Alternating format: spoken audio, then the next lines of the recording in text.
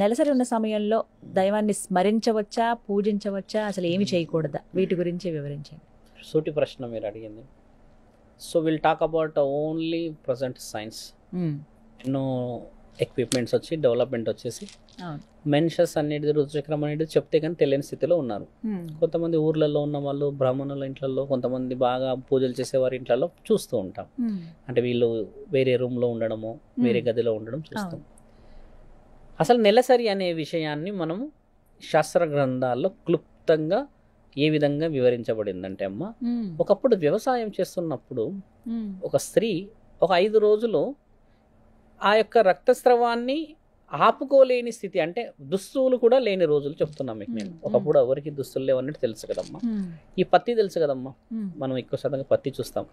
ఈ పత్తిని ఆ రైతు తెంపుతూ ఒక పక్కన పెట్టినప్పుడు ఆ పక్కనే ఉన్న ఏదైతే చిన్న కొలనులో ఉన్న నీళ్లు లాగడం చూసి ఆయన చేసిన ఆలోచన, ఒక రైతు చేసినదే ఈరోజు స్త్రీ యొక్క రక్షణ.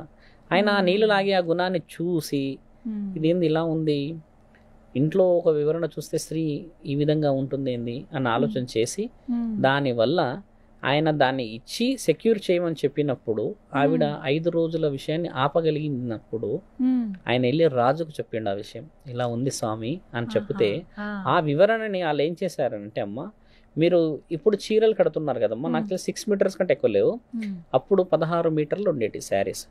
అయితే ఈ 16 మీటర్ల చీర పుట్టింది కూడా రైతు నుంచే. ఆయన ఏం చేశారంటే ఆ చీర ఈ శరీరం మొత్తాన్ని దాచుకోవాల్సిన అవసరాన్ని చూసి ఆ పత్తిని బాగా తీసుకొచ్చి చేసి ఒళ్ళంతా చుట్టేశాడు. చుట్టిన ఆ తరుణాన్ని చూసినప్పుడు, కానీ నెలసరి మళ్ళీ వచ్చినప్పుడు రక్తస్రావాన్ని ఆపలేకపోయారు. అదేంటి ఎలా ఆపలేకపోతున్నాం అని చెప్పినప్పుడు ఈ చీరని ఏం చేశారంటే అమ్మ వాళ్ళు కింది నుంచి కట్టమన్నారు చీరని పైకి. మీరు బాగా గమనించండి, ఊర్లలో ఒక 7 అంచులు ఉంటాయి కిందికి, ఈ అంచులు ఎనిక్కుంటాయి. ఈ అంచుల్లో మధ్యలో నుంచి వాళ్ళు సెక్యూరిటీని చూసినప్పుడు అలా వచ్చిందే 16 ముడుల చీర. ఆ 16 ముడుల చీర వచ్చినాకమ్మ అందరికీ ఊరూరా ప్రచారం చేశారు వాళ్ళు, ఇలా వెళ్ళాలి, ఇలా నెల ఆపాలి అన్నప్పుడు రక్తస్రావాన్ని 5 రోజులు ఆపినప్పుడు ఆ 5 రోజుల తర్వాత ఈవిడ పొలాలకు వచ్చేది. అయితే రక్తస్రావం జరుగుతున్న ఒక స్త్రీని అంటే ఋతుచక్రంలో ఎందుకు నియమ నిబంధనలకు దూరంగా పెడతారంటే అమ్మ, ఇది చాలా మైక్రో లెవెల్లో చాలా మంది మన కాంట్రవర్సీ అడుగుతారు కూడా. అలా రక్తం ఉండి ఒకప్పుడు ఇల్లంతా నడవాలంటే కూడా ఆ ప్రాంతం అంతా ఇబ్బంది అయ్యేది నడుచుకుంటూ వెళ్తే. అందుకని ఒక దగ్గర కూర్చోమని చెప్పేవాళ్ళు, అది కూడా తాటి మట్టల మీద కూర్చోమనేవాళ్ళు. తాటి మట్టలు కూడా పచ్చి తెచ్చేవాళ్ళు, ఎండువి కావు. పచ్చి తాటి మట్టలు తీసుకొచ్చి దాని మీదనే ఉంటే మళ్ళీ ఆ తర్వాత ఆ తాటి మట్టలు తీసే అవకాశం ఈజీగా ఉండేది. అలా వచ్చిందే ఈ ఇక్కడ 3 రోజులు కూర్చునే కార్యక్రమము. ఈవిడ రక్తస్రావం ఇల్లంతా నడవకూడదు అన్న ఆలోచనకు మించి తప్పితే ఆవిడని బాధించే ఒక్క క్షణాన్ని పరమాత్ముడు ఇయ్యలేడు. అలా వచ్చి రాను చీరలు కట్టాము, అడ్వాన్స్ అయ్యాం, అంత అయ్యాం కదమ్మా. అలా పాటిస్తున్న ఈ సమయంలో ఏం జరుగుతుందంటే, స్త్రీ స్వతహాగా శరీరంలో నుంచి రక్తం పోవడం వల్ల బలహీనతంగా ఉంటే ఈవిడ వచ్చి వ్యవసాయం చేయాలన్నా, ఆ ఎద్దులకు సంబంధించి ఏమైనా చేయాలన్నా శరీరం అంతా సౌష్ఠవంగా సహకరించదని విశ్రాంతి ఇచ్చారే కానీ ఆవిడ శరీరంలో నియమ నిబంధనలు ఏదో ముంటు ఏదో అట్టు అని చెప్పి కనలేరు. ముట్టు అంటారు కదా, అలాంటిది లేదు. అలాంటిది ఉంటే నా తల్లి పార్వతీమాత శరీరంలో అర్ధభాగాన్ని తీసుకొని అర్ధనారీశ్వరి తత్వాన్ని తీసుకున్నప్పుడు మరి ఎక్కడికి వెళ్ళి కూర్చోవాలి, నా శివుడు ఏం కావాలి? అక్కడ ఆయన ఇచ్చింది వివరణ అదే. మరి మనం తెలుసుకోవాల్సింది కూడా ఏంటంటమ్మా, శరీరాన్ని అర్ధభాగం ఇచ్చిన నా తల్లి పార్వతీమాతకి మీరు అన్నట్టుగానే నెలసరి సమయం అన్న ఆలోచన చేస్తే మీరు ఎక్కడికి తీసుకెళ్తాం? మరి ఆ ఎగ్జాంపుల్ అబద్ధం అయిపోతుంది కదా. కాబట్టి మనం ఆలోచించాల్సింది ఏంటంటే, మనం శ్రీరక్షణ కోసం ఇచ్చిన దాన్ని దాష్టికంగా కొందరు వ్యక్తులు మార్చారు. నువ్వు ఈ రోజుల్లో శుభ్రంగా లేవు, నువ్వు ఈ రోజుల్లో అపవిత్రత అని చెప్పడం చేశారు కదా. 5 రోజులైన తర్వాత రక్తస్రావం ఎక్కడుంటుంది తల్లి? చాలా డీప్గా ఆలోచిస్తే శరీరంలో ఉంటుంది. అంటే మరి ఆ శరీరంలో ఉన్నప్పుడు ఆవిడ కూడా అపవిత్రమే కదా. మరి అలా ఎలా పవిత్రత అయ్యింది మరి? కాబట్టి మనం తెలుసుకోవాల్సింది ఏంటంటే, కొంతమంది ఉన్నారు మహానీయులు మన దగ్గర, మన చరిత్రనే మనకి చీడపురుగులు పట్టించేలా చేశారు. దృష్టి మళ్లించిన తరుణం, ఈరోజు చెడుగా చెప్పుకుంటున్న తరుణం. అలా ఆమె ఇంట్లో ఉన్నప్పుడు గుడిలోకి ఎందుకు రాకూడదు అని అన్న విషయం కూడా లేదు ఎక్కడ రాసి. నేనే ఉన్నా తల్లి, ఇక్కడ నువ్వు కోసావు, ఇక్కడ నాకు బ్లడ్ వస్తూ ఉంటుంది, నేను గుడి చుట్టూ తిరుగుతారా, ప్రదక్షిణలు చేయగలుగుతారా, రావి చుట్టూ తిరుగుతానా, అభిషేకాలు ఏమైనా చేయగలుగుతానా, దండలు ఏమైనా చేస్తానా, నాకు రెస్ట్ కావాలంటాం కదా. ఈ తరుణమే అక్కడ అప్లై చేశారే కానీ ఆవిడ వచ్చి నిమ్మలంగా పూజ చేసినా అందుకోవచ్చు. ఎంతమంది స్త్రీలు అమ్మ గుడిలో కనలేరు బిడ్డలని, మరి ఎంతకంటే పెద్ద రక్తస్రవము అక్కడ వచ్చేసి 5 లీటర్లు 10 లీటర్లు పోతున్నప్పుడు మరి ఆ పరమాత్ముడు ఆ రోజు ఆయన శుద్ధంగా లేను, నేను అపవిత్రతనయ్యాను, నా గుడి గులగొట్టాను అని ఎంతమందికి చెప్పలేడు? మరి ఎంతమందిని కనలేరు? ఒకప్పుడు మన గుడే కదమ్మా పెద్ద వైద్యశాల. ఇప్పటికీ మెనీ కేసెస్లో క్యాంపులు అవుతాయి అక్కడ. అంటే అంతకంటే పవిత్రమైన స్థలం ఏమున్నది?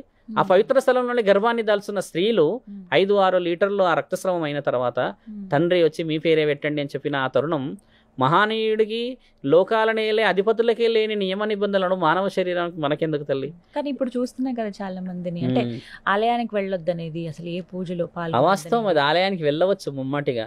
నేను చెప్తుంది ఏంటంటే అమ్మా, ఆలయానికి నేను వచ్చినా నేను రక్తస్రవంలో ఉన్నాను అని ఒక స్త్రీ చెప్పకుండా వస్తే నీవు కనిపెట్టగలవా?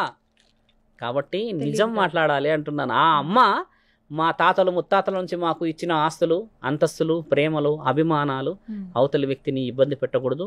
నేను నిజముగా ఈ యొక్క ఋతుచక్రం అనే సమయంలో, విశ్రాంతి సమయంలో ఉండాలి అన్నప్పుడు వాళ్ళు శారీరకముగా మానసికంగా నిజాన్ని ఒప్పుకొని ఉంటున్నారే కానీ దాన్ని నేను ఇలా లేదు అలా లేదు అని మనం ట్యాబ్లెట్లు వేసుకుంటారు కొంతమంది ఈ మెన్సెస్ పోస్ట్ పోన్కి. మరి వాళ్ళు వేసుకొని వచ్చినప్పుడు దే ఆర్ ఇన్ మెన్సెస్. సింపుల్గా చెప్పాలంటే మెన్సెస్లో ఉన్నట్టే వాళ్ళు ట్యాబ్లెట్తో పోస్ట్ పోన్ చేశారు దాన్ని, అంతే. సృష్టి నియమాన్ని వెనకకి జరిపావు అని అంటే నువ్వు ఒక విధంగా చూస్తే అపవిత్రమే కదా తల్లి. అలా ఎలా మనం ఒక ట్యాబ్లెట్ వల్ల పవిత్రమయ్యాం? ఇది బాగా గమనిస్తే ఇందాక అన్నది కాంట్రవర్సీ అనేది దానికనే. ఎందుకంటే అది మనం పెట్టుకున్న నియమ నిబంధనలు. ఆవిడ మనకిచ్చిన గౌరవం మన తాతల ముత్తాతల నుంచి, అమ్మా ఇలా ఉండాలి, ఈ విధంగా ఉండాలి. ఒకప్పుడు అంతా మట్టి కదమ్మా, నలుగురిలో వెళ్ళకూడదు, దుస్తులు చాలా తక్కువ, ఒకప్పుడు దుస్తులు కూడా ఎక్కువ శాతంగా లేవు, ఎక్కువ దుస్తులు పాడైతాయి కదా, అందుకని కూర్చోవాలి ఒక దగ్గర, ఇంట్లో ఉండాలని చెప్పినప్పుడు సెక్యూరిటీ 4-5 రీజన్స్ చెప్పి పెట్టారు అక్కడ. ఒకవేళ ఆలయానికి వెళ్ళారనుకోండి, మామూలుగా అప్పుడు వెళ్ళిన ఆలయంలో తెలియక ఇలా జరిగిన అప్పుడు ఏం కాదు. ఎలా జరుగుతుంది? అదే ఉండదు. సృష్టి నియమం, పరమాత్ముడు ఇచ్చిన ఆజ్ఞ. అది రక్తస్రవం అని అనుకోవడం మానవ శరీరం తప్పిదమే. ఆ రక్తస్రవం కాదమ్మా, అది అండాలని విడుదల చేస్తున్న అబ్రబ్రహ్మలోకం. అది గర్భం దాలిస్తే ఒక మానవ శరీరం, దానికి బ్రహ్మ విష్ణువులు పరమేశ్వరుడు తదాస్తు అని ఆజ్ఞ ఇచ్చే ఒక పవిత్రమైన కార్యస్థలం అది. ఒకవేళ తెలిస్తే ఒకవేళ ఎవరైనా పూజకి వెళ్ళారే అనుకుందాం, దాంట్లో పరమాత్ముడి ఆజ్ఞ నుంచి శాపం అయితే తగలదమ్మా. అలా తగిలే తరుణమే లేదు. చరిత్రలో ఒక్క చిన్న సెంటెన్స్ మీరు చూపించండి, అలా చేస్తే తప్పు కాదు అని నేను మీకు 100 పేజీలు చూపిస్తా. అవి రాసి సైంటిఫిక్ గా నేను ఒకటి చదివానండి, ఇవన్నీ కూడా రుజువు అయినవి, కొంతమందిని పెట్టి టెస్ట్ చేసినవి. అందులో ఏం తేలిందంటే, ఎవరైతే ఇలా పర్టికులర్ గా డేట్ ఉన్నప్పుడు, మెన్సెస్ అయినప్పుడు గనక ఆలయానికి వెళితే అక్కడున్న పాజిటివ్ ఎనర్జీకి ఎక్కువగా కడుపులో నొప్పి రావటం అనేది, ఉండలేకపోవడం అక్కడ ఇలా జరుగుతుంది అని చెప్పి ఇప్పుడు సైంటిఫిక్ రీసెర్చ్ లో జరిగింది. మా ధర్మశాస్త్రంలో గుడి అనేది పవిత్రమైన స్థలం ఎలా అయింది? పరమాత్ముడు ఆజ్ఞలో మహాముఖంటి ఒక అగ్నిస్తంభాన్ని ఇలా కొట్టినప్పుడు 108 స్తంభాలయ్యి పడిన గుడులలో 12 జ్యోతిర్లింగాలే పూజిస్తున్నాము. అలా మిగతా గుడులన్నీ మహాపుణ్యక్షేత్రాలమ్మా, అక్కడే కట్టాము గుడులు, వేరే దగ్గర కట్టలేము. అలా కట్టింది కూడా అనంత పద్మనాభ స్వామి లాంటి ఆలయమే. మళ్ళీ అమ్మవారి యొక్క అష్టాదశ శక్తి పీఠాల్లో నా తల్లిని విష్ణు మహానీయుడు ఆ సుదర్శన చక్రంతోనమ్మా 64 ముక్కలు చేశాడు. అందులో మనము ఎన్ని ముక్కల్ని ఈరోజు పూజిస్తున్నాం? 18 ముక్కల్ని. ఈ 64 ముక్కల్లో కట్టిన గుడుల్లో విజయవాడ కనకదుర్గమాత ఒకటి. బాగా గమనించండి. మన దగ్గర ఉన్నది భ్రమరాంబిక దేవి ఉన్నది శ్రీశైలంలో, తర్వాత ద్రాక్షారామంలో ఉంది భీమేశ్వర ఆలయంలో. 2 శక్తిపీఠాలు ఇక్కడ ఉన్నాయి. ఇంకో శక్తిపీఠం వచ్చేసి మనకి ఇక్కడ జోగులాంబ అమ్మవారి పండ్లు పడ్డది, అలాగా ముక్కు పుడగబడిందని చెప్పేసి ఇలా ఉన్నాయి కదమ్మా. 18లో కంటే 64 పీఠాలు ఇవన్నీ. మన దగ్గర 3 ఉన్నాయి, 2 పవిత్రమైనవి, మిగతా వచ్చేసి మిగతా భాగాలు పడ్డాయి. శ్రీలంక నుంచి మొదలైతే అమ్మ మిగతా శక్తిపీఠాలన్నీ. ఇప్పుడు ఎక్కడ మీరు అన్నట్టుగా చూస్తే పాజిటివిటీ అనేది పరమాత్ముడు పెట్టింది. గుడిలోకి వచ్చిన తర్వాత ఎవరికైనా అనారోగ్య పరిస్థితులు ఉన్న శరీరాన్ని కాపాడేది. అక్కడికి వచ్చినాక మీరు అన్నాడు అక్కడ ఉన్న కాస్మిక్ ఎనర్జీ ఉందనుకుందాం తల్లి, ఈవిడ గర్భాశ్రయం వచ్చేసి ఉంటే అమ్మ ఎక్కడ అనుమతి లేకుండా జరుగుతాయి పంచభూతాలు? మీరు చెప్పండి. మీరు అన్నట్టుగా ఒక శక్తి ఈవిడ రక్తస్రావం వచ్చిన అమ్మ గుడిలో తిరగగానే నెగిటివిటీ వచ్చేస్తుంది అన్నది, గుడిలోకి నెగిటివిటీ రాగలుగుతుందా తల్లి? రావి చెట్టు చుట్టూ 108 చుట్లు తిరగండి గర్భం లేని వాళ్ళు అనడానికి గల అర్థం ఏంటంటే, ఈ గర్భంలో ఉన్న కొవ్వు అంతా కరిగేసేసి గర్భాశయం అనేది క్లీన్ అయ్యి అక్కడ ఓన్లీ నెగిటివిటీ అంతా పోయి పాజిటివ్ అనేది only oxygen oxygen oxygen oxygen వస్తుందని చెప్పి పరమాత్ముడు ఆ గీత గీసేసి ఒక దారాన్ని చుట్టండి అంటే మన వాళ్ళు ఆ రావి చెట్టుని మొదల నుంచే తింపేస్తున్నారు. అంటే ఎక్కడ మన శాస్త్ర గ్రంథాల్లో చదువుకోవాల్సిన పుస్తకాలు, ఎక్కడ మనకు మస్తకం లేని మనుషులం. మస్తకం అంటే మైండ్ అమ్మ. అంటే ఒకప్పుడు నేను చెప్తేనే నీకు వినబడేది, ఈ రోజుల్లో నేను చెప్తే వినబడతలేదు నీకు. అందుకని పుస్తకం చదువుతున్నావు నువ్వు.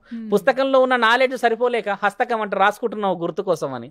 అలా రాసుకుంటే కూడా గుర్తుకు లేదని చెప్పి యూట్యూబ్లో కొడుతున్నావు హౌ టు లెర్న్ ఇంగ్లీష్ అని. అంటే ఇక్కడ నేత్రాలయం ఉంది, అంటే మన ఆనందం అనేది కళ్ళతోనే ఉంది. ఇన్నిట్లలో పరమాత్ముడు ఆజ్ఞ ఎప్పుడు తప్పు కాదమ్మా. మీరు అన్నది ఉండవచ్చు. అలా నా తల్లులు ఇంతవరకు ఎవరు వెళ్ళలేరు గుడికి, తక్కువ శాతమే వెళ్ళింది కూడా. అది ఎక్కడో రుజువు కాబట్టి వీళ్ళు వాంటెడ్ గా టెస్ట్ చేశారన్నావు కదా మనం. ఎవరు అలా వెళ్ళరు, గుడికే వెళ్ళరు నా తల్లిలు. అలా ఉన్నప్పుడు ఇంట్లో భర్తను కొంతమంది పట్టుకోరు, నేను వంట చేయనంటారు, మడిలో కట్టుకుంటా అంటారు, ఇట్లా అంటారు కదమ్మా. ఆడపిల్లలు గౌరవించబడుతారు ఇక్కడ. మీరు బాగా గమనించండి. ఎందుకు గౌరవించబడుతారు తెలుసా తల్లి? వాళ్ళు ఆ గౌరవానికి విలువిచ్చి గౌరవించబడుతున్నారు. అంతేగాని నువ్వు సిగ్నల్ ఇస్తే, లేకపోతే కాషన్ ఇస్తే, హెచ్చరికలు ఇస్తే పాటిస్తలేరు వాళ్ళు. They are doing themselves. Internal heart తోని పాటిస్తున్నారు. అందుకే నేను ఇంతకుముందు కూడా చెప్పిన దాంట్లో ఏంటంటమ్మా, నా యొక్క శాస్త్ర సంపద మన భూమండలంలో ఆస్తి అంతస్తులు కాదు, నా తల్లులు నా పిల్లల చిరునవ్వులు, ఆ ప్రేమలు ఆప్యాయతలు గతంలో చెప్పింది. దాన్ని నా భారతదేశం నుంచి తీసుకుపోయే మునగాడు ఇంకా పుట్టలేడమ్మా. అది ఉన్నంత వరకు మన భూమండలం, హైదరాబాదు, ఈ తెలంగాణ, ఈ లోకం అందరికీ కనబడేది. మన భారతదేశంలో గొప్పతనం అదే తల్లి. మన దాకా చీర కట్టు ఎవరన్నా కట్టగలరా? ఎవ్వరు కట్టగలిగినా అమ్మా. ఇక్కడ ఉన్న ఈ స్కిన్ టోన్ కి ఉన్న విలువ ఎలా ఉందమ్మా? ఎక్కడ కట్టినా ఎంత అందంగా ఉంటారు. ఇక్కడ చీరలు అలంకరణ పువ్వులు పెట్టుకొని పూజ చేసి సాక్షాత్తు దేవుళ్ళే. ఇంగ్లీష్ వాళ్ళు కడతారు, కానీ వాళ్ళని ఇంగ్లీష్ వాళ్ళు కట్టిరు అంటారు. మనల్ని చూస్తే వీళ్ళు భారతీయులు అంటారు. తేడా ఉంది తల్లి.